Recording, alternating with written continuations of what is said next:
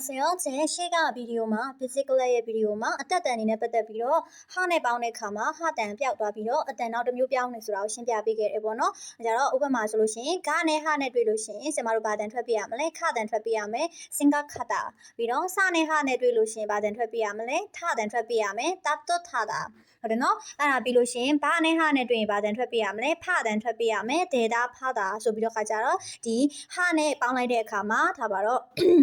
ရှေ့ကအတက်အနောက်ကပြီးအဲကြတော့ဟာပြီးရဲ့ရှေ့မှာပါတဲ့အတက်တွေလာတဲ့အခါမှာကတက်လာမယ်စတက်လာမယ်ပတက်လာမယ်လာတဲ့အခါမှာအတန်တွေကဟတန်ကပျောက်သွားပြီးတော့ခါကြတော့အစားထိုးအတန်အတစ်လေးတွေပြောင်းသွားတယ်ခတန်ထတန်ဖတန်ပြောင်းသွားတယ်ဆိုတာကိုစလုံးတစ်လုံးစီနဲ့ဥပမာတစ်ခုစီနဲ့အတန်ထွက်ပြီးတော့ပြခဲ့တယ်ပေါ့နော်အဲကြတော့ဒီနေ့ကကြတော့ဟာနဲ့မဟုတ်ဘဲနဲ့ခြေတို့ကြံတဲ့အတန်ပြောင်းနည်းတွေကိုတွားကြည့်အောင်ပေါ့နော်ကြံတဲ့အတန်ပြောင်းနည်းတွေမှာဆိုလို့ရှိရင်ပထမဦးဆုံးကကျတို့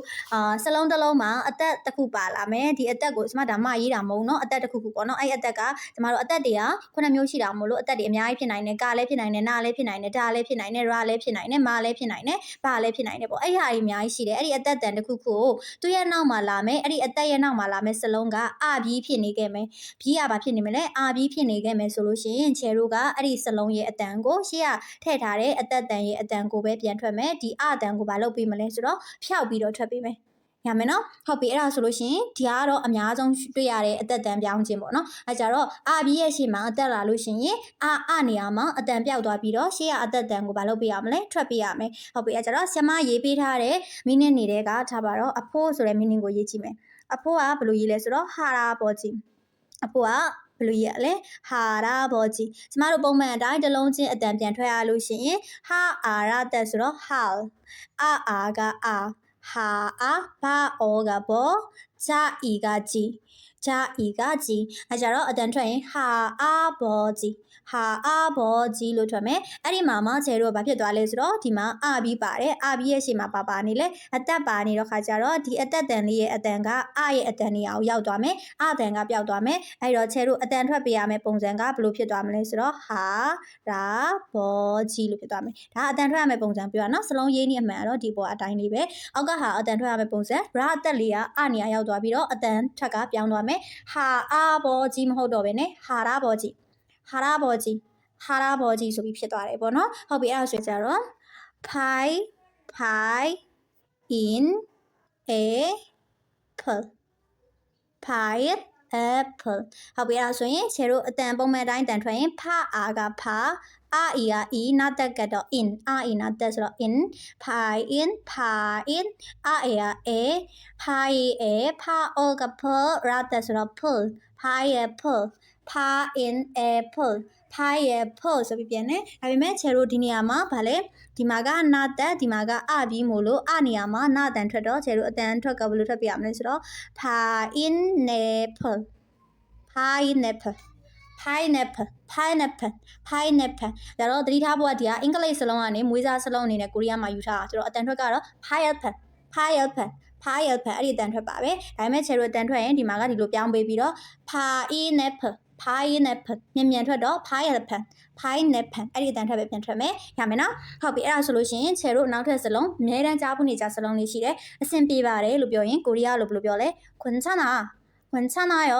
괜찮아요 괜찮아အဲ့ဒီအတန်ရှင်းအဲ့ဒီစလုံးရေးကြည့်အောင်ပေါ့နော်ကြတော့ဂါအိုအာကကွာဆာမနောက်တက်ထည့်လိုက်ရင်군နောက်ပြီးတော့ချ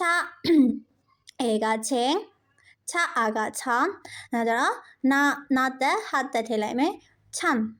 နာတက်ဟာတက်ဆိုလို့ရှိရင်ခြေတို့ဒီမှာကအသက်စီးမြင်အသက်တန်စီးမြင်ဟာပြန်ရောက်သွားရင်နော်နာတက်ဟာတက်ဆိုရင်ဘာတန်ထွက်တာနော်နာတန်ထွက်တာအဲ့ဒါကိုမမေ့သွားနဲ့အောင်နော်အဲ့ဒါကအလွတ်ကျရမယ်အထက်ဟာနော်အဲ့တော့ဒါက찬ခွင်찬ပြီးအာကအာကျတော့ပုံမှန်အတိုင်းအတန်ထွက်ရင်ကြတော့အတန်ဘယ်လိုထွက်မလဲဆိုတော့ခွင်찬အာခွင်찬အာ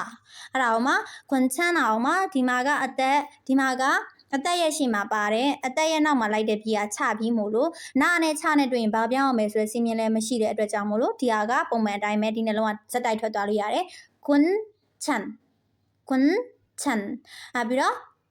ပြီးတော့နောက်တစ်ခုကကြတော့အာကအာဆိုတော့ခါကြတော့ဒီမှာကဘာပြီးလာလဲအာပြီးလာတယ်အာပြီးရဲ့ရှေ့မှာဘာအသက်ပါလဲနာဟာအသက်ပါတယ်နာဟာအသက်ကဘာတန်ထွက်လဲနာအတန်ထွက်တယ်အဲ့ဒီနာအတန်လေးကဘယ်ကိုရောက်သွားမှာလဲအာပြီးနေရာရောက်သွားပြီးတော့အတန်ထွက်ရင်ကျဲတို့ဘယ်လိုအတန်ထွက်မလဲခွန်ချာနာ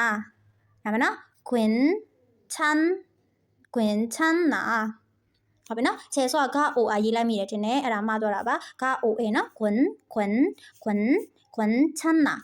တန်ဘယ်လိုထွက်မလဲခွန်ချနာဒီဟာလေးကအာနေရာရောက်သွားမယ်အတန်ထွက်ကခွန်ချနာရောဆိုလို့ရှိရင်เนาะခြေတို့အဲ့ဒီနောက်မှာဗာလေးထည့်မလို့ယိုလေးထည့်မှာပေါ့အာယိုခွန်ချနာရောအဆင်ပြေပါတယ်ဒါခွန်ချနာရောအကုန်အဆင်ပြေပါတယ်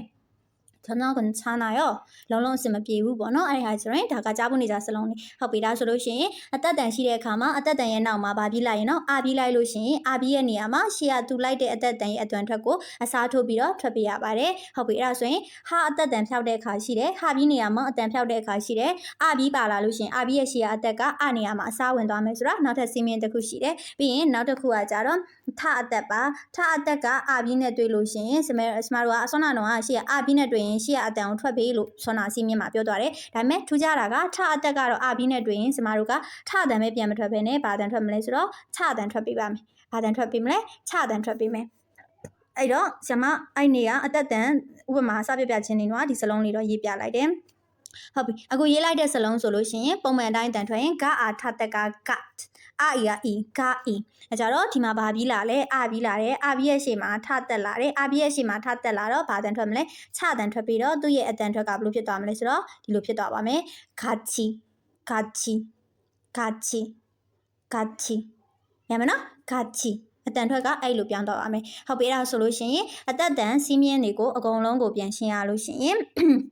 ရှေ့မှာအသက်တစ်ခုပါမယ်အသက်တစ်ခုရဲ့နောက်မှာလိုက်တဲ့ဘီကအာဘီဖြစ်နေမယ်ဆိုလို့ရှိရင်ခြေတို့ကအာဘီကိုအတန်ဖြောက်ပြီးတော့အဲ့ဒီရှေ့ကသူ့ရှေ့မှာရှိတဲ့အာဘီရဲ့ရှေ့မှာရှိတဲ့အသက်တန်ကိုထွက်ပေးရပါမယ်တကယ်လို့အဲ့ဒီအသက်တန်ကထအသက်များဖြစ်နေကြလို့ရှင်နော်ထအသက်ကနောက်ကအာဘီနဲ့တွေ့သွားတဲ့အချိန်မှာထတန်ပြန်မထွက်ဘဲနဲ့သူကတော့ထူးကြတာမို့လို့ချတန်ထွက်ပေးပါမယ်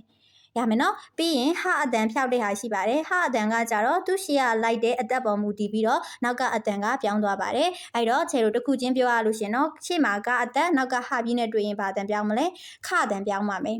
ရမယ်နော်ဟုတ်ပြီခအတန်ပြောင်းပါမယ်တကယ်လို့ရှေ့မှာကစအသက်